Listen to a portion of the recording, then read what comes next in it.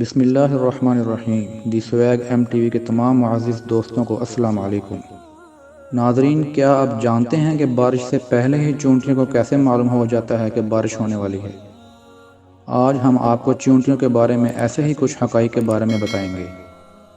چونٹیوں سے متعلق سورۃ نمل کی آیت نمبر 17 اور 18 میں اللہ پاک کا ارشاد ہے کہ اور سلیمان علیہ السلام نکلے اپنے پورے لشکر کو لے کر، جس میں انسان، جن اور تمام جانور تھے، فوج بندی کیے ہوئے جانے لگے، یہاں تک کہ وہ گزرے وادی نمل سے جو چونٹیوں کی وادی تھی۔ ایک چونٹی نے دوسری چونٹی سے کہا، اے چونٹیوں، اپنے گھروں میں گھس جاؤ، کہیں تمہیں سلیمان اور اس کی فوجیں پیس نہ ڈالیں اور انہیں خبر بھی نہ ہو۔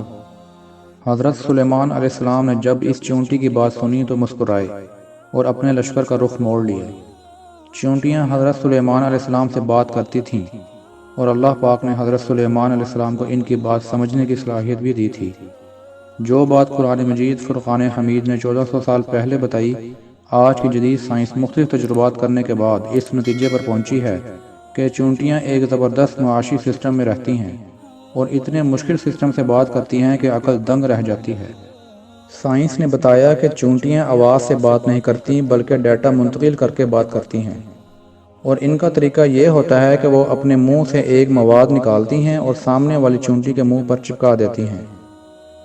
دوسری چونٹی اس سے سارا پیغام ڈی کوڈ کر کے سمجھ لیتی ہے۔ اس لیے آپ نے اکثر دیکھا ہوگا کہ چونٹیاں چلتے چلتے رک کر دوسری چونٹی کے منہ سے منہ لگا کر آگے چلی جاتی ہیں۔ یہ وہ عمل ہوتا ہے جس میں وہ ڈیٹا ٹرانسفر کرتی ہیں۔ سبحان اللہ! جدید تحقیق میں یہ بات ثابت ہو چکی ہے کہ چونٹیاں آپس میں نہ صرف بات کرتی ہیں بلکہ ایک زبردست نظام کے تحت زندگی بھی گزارتی ہیں۔ آپ نے اکثر دیکھا ہوگا کہ بارش سے پہلے چونٹیاں اپنے گھر کے باہر گول چکر لگانا شروع کر دیتی ہیں اور مٹی کے پہاڑ بنا لیتی ہیں تاکہ بارش کا پانی ان کے گھر میں نہ آ سکے۔ انہیں وقت سے پہلے بارش کا اس لیے اندازہ ہو جاتا ہے کہ ان میں قدرتی طور پر سینسر موجود ہوتا ہے جسے ہائیڈروفولی کہتے ہیں۔ جب ہوا میں نمی کا تناسب زیادہ ہو جاتا ہے تو چونٹیوں میں موجود یہ سینسر اسے محسوس کرتا ہے اور چونٹیوں کے دماغ کو بارش کے متعلق پیغام پہنچاتا ہے۔ اس لیے چونٹیاں بارش سے پہلے ہی اپنے کھانے پینے اور رہنے کا انتظام کر لیتی ہیں۔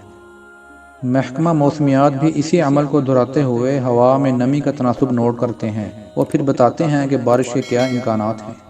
ناظرین، تاریخ گواہ ہے کہ جنہوں نے قرآن مجید فرقان حمید میں غور و فکر کیا، ان لوگوں نے درختوں کے نیچے بیٹھ کر نہ صرف زمین کا حجم بتایا بلکہ یہ بھی بتایا کہ انسان پرندوں کی مانند کیسے پرواز کر سکتا ہے۔ چنانچہ جہاز کے سب سے پہلے موجد مسلمان ہی ہیں۔